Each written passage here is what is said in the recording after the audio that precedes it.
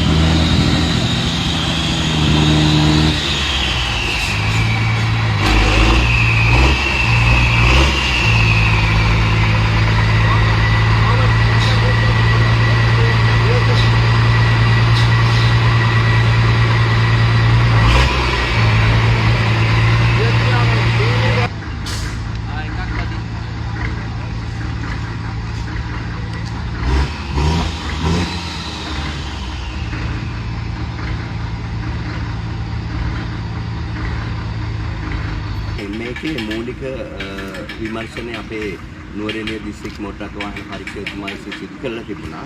ඒකේ විධිමත් පරීක්ෂණය සඳහා අපේ මොටර් වාහන කොමසාරි ජෙනරාල්තුමා අපිට යොමු කෙරුවා. මම සමග මගේ ටීම් එකේ තව 6 දෙනෙක් එක්කම ඒ අනුව අපි මේකේ ඒ විධිමත් පරීක්ෂණයට සම්බන්ධ සියලුම දත්ත සහ තොරතුරු සමග පරීක්ෂණ කටයුතු කළා. ඒ අනුව මේකේ අවසාන තීරණයක් අපිට දෙන්න පුළුවන්. එහෙම නැතුව මේක නිගමනයක් අපිට පැහැදිලිව මොකද මේක උසාවියට ගියා යුතු කටයුත්තක්. මේක සමාජ මාධ්‍යවල හෝ එහෙම නැත්නම් වෙනත් මේකට දෙන්න කලින් මේ සියලු තොරතුරු අපි පොලිසිය සහ අපේ මොටර් වාහන දෙපාර්තමේන්තුවේ කොමසාරි ජෙනරාල්තුමාට වාර්තා කරනවා. ඊට පස්සේ ඒ අනුව කටයුතු කරන්න පුළුවන්. කණිකර කැමරාවෙන් දිනේ ඔය සිවිල් පබ්ලික් එන්න දෙන්න බැලුවා අපි ඊට පස්සේ අනිත් බලන්න ඕනේ.